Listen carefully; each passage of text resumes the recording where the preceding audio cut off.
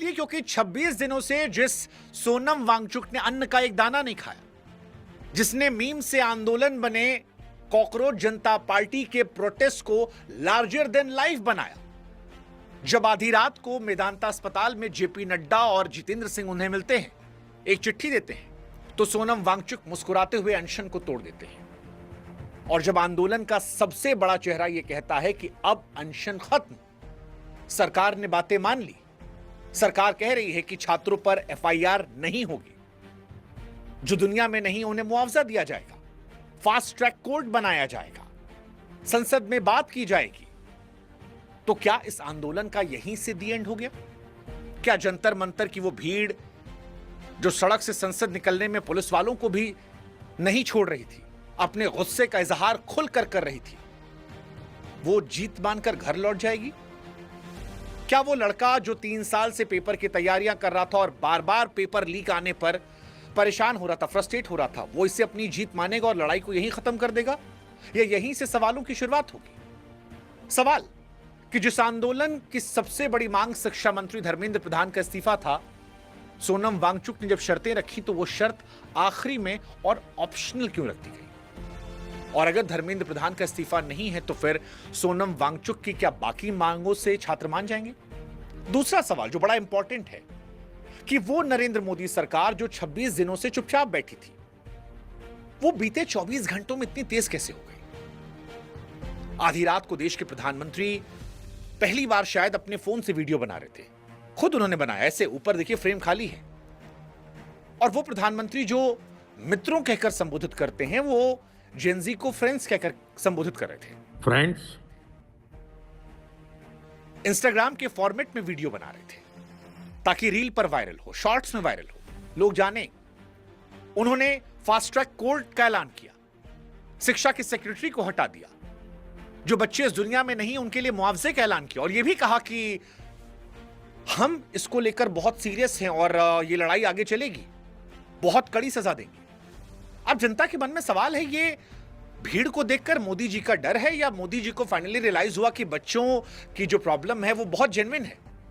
एक इंपॉर्टेंट सवाल यह भी कि क्या सोनम वांगचुक के जाने से धरना खत्म होगा, या ये प्रोटेस्ट सोनम वांगचुक से आगे निकल चुका है? क्योंकि सोनम के आने के पहले से यह प्रोटेस्ट था। यह अलग बात है कि मीम से आंदोलन बने कॉकरोच जनता पार्टी के इस प्रोटेस्ट को सोनम वांगचुक ने ही बड़ा किया, सोनम वांगचुक के आने से क्रेडिबिलिटी बढ़ी।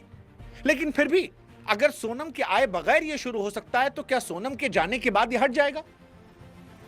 और आखिरी सवाल कि इस देश में आज तक कोई भी आंदोलन किसी मंत्री कुर्सी हिला नहीं पाया है।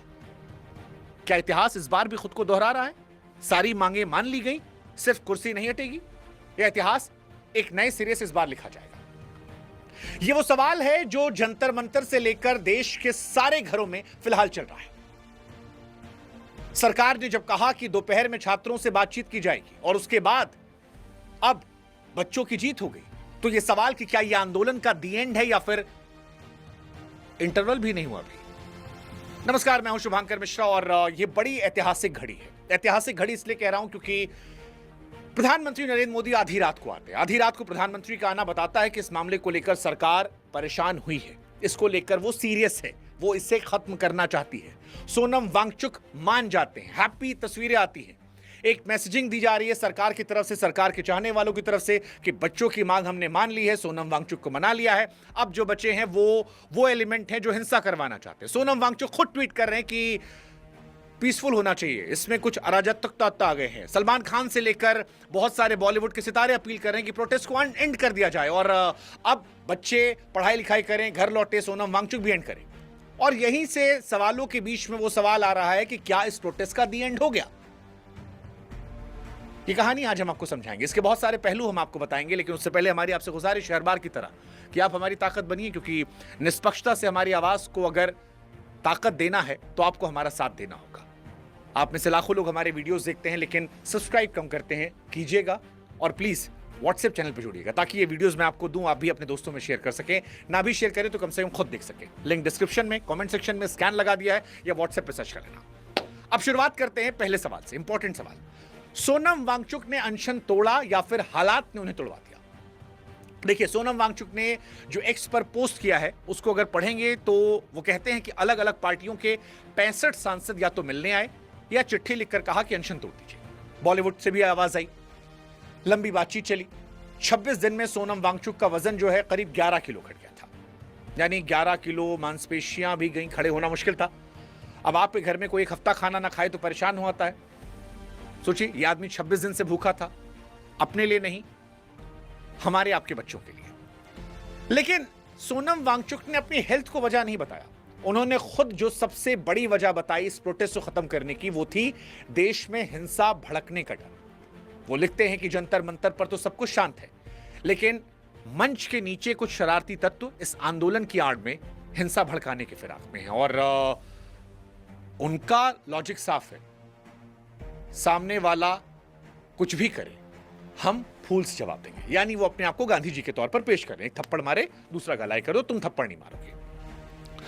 उधर सरकार ने भी लिखकर भरोसा दिया है कि जो लोग शांति से बैठे हैं, जो कुछ उत्पात नहीं मचा रहे, उन पर कोई एफआईआर नहीं होगी, कोई डंडा नहीं चलाया जाएगा। तो सोनम, यहां पर एक सवाल है, क्या वो बेवफा हुए हैं या ज्यादा समझदार? क्योंकि एक सच ये भी है कि अगर आंदोलन में पत्थर चलेंगे तो सोनम ने जो 26 दिन तपस्या की थी वो मिट्टी मिल जाएगी। उदाहरण के तौर पर अगर आप याद कीजिए लद्दाख वाली घटना, सोनम वांगचुक लद्दाख में प्रोटेस्ट कर रहे थे और 4 लोगों की डेथ हो जाती है। लद्दाख का पूरा प्रोटेस्ट, जिसको बड़ी संख्या में देश से समर्थन मिल रहा था, वहां पर सोनम वांगचुक को उठाकर एनएसए के तहत जेल में ठूस जाता है। 170 दिन तक सोनम वांगचुक वहां जेल में थे क्योंकि 4 लोगों की हत्या हो गई थी। तो क्या सोनम को डर सता रहा था कि इस जगह पर भी अगर कोई ऐसी दुर्घटना होती है तो सारी मेहनत मिट्टी मिल जाएगी? और अब जब सरकार सामने से आई है, वो कह रही है कि बच्चों पर कोई केस नहीं किया जाएगा, मुआवजा भी दे देंगे, फास्ट ट्रैक कोर्ट बना देंगे, 2-2 मंत्री मिलने आ रहे हैं, सारी मांगे मान रहे हैं, प्रधानमंत्री खुद वीडियो बना रहे हैं, ट्वीट कर रहे हैं, तो क्या ये विन विन सिचुएशन है? ये सोचने वाली बात है। इसलिए अनशन तोड़ना कमजोरी नहीं, सोनम वांगचुक की चाल भी हो सकती है। बाकी शर्तों वाला जो वीडियो है वो हम आपको आगे बताएंगे कि क्या क्या शर्तें सोनम वांगचुक ने रखी थी। अब दूसरा सवाल यह है कि जो इंपॉर्टेंट सवाल इस बीच में, क्योंकि win win situation Sonam Wangchuk के लिए है, लेकिन फिर बच्चा पूछ रहा है कि धर्मेंद्र प्रधान के इस्तीफे का क्या हुआ? और धर्मेंद्र प्रधान का इस्तीफा सोनम वांगचुक की सरकार की डील से गायब कैसे हुआ? क्योंकि यह बहुत इंपॉर्टेंट इशू था। 7 साल 70 पेपर लीक, और इसी को लेकर मांग बढ़ी हुई थी, पेपर लीक का हिसाब और शिक्षा मंत्री का इस्तीफा। लेकिन सोनम वांगचुक ने जब सरकार को शर्तें दी तो उसमें यह आखिरी शर्त थी, और वो भी अनकंडीशनल, कि हो सके तो शिक्षा मंत्री का इस्तीफा। बाकी जो मांगे थी कि केस मत करना, पीड़ित परिवारों को मुआवजा देना, बातचीत करना, संसद में करवाना, वो सारी बातें सरकार ने मानी। लेकिन अब जनता पूछेगी कि इस्तीफे क्या हुआ? यही बात अभिजीत ही पूछ रहा है कि सर थैंक यू, लेकिन इस्तीफा नहीं तो हम छोड़ेगा नहीं। अब ये क्या आधी जीत है या पूरा समझौता? क्योंकि लोग कह रहे हैं कि भाई इतना तो आज तक किसी आंदोलन में नहीं मिला। मतलब आप याद कीजिए सीए एनआरसी का आंदोलन, बैठे रह गए, कुछ नहीं मिला। आप याद कीजिए किसानों का आंदोलन, 700 से ऊपर लोगों की जानें गई, साल भर से ऊपर गया, उसके बाद जाकर बात मानी गई।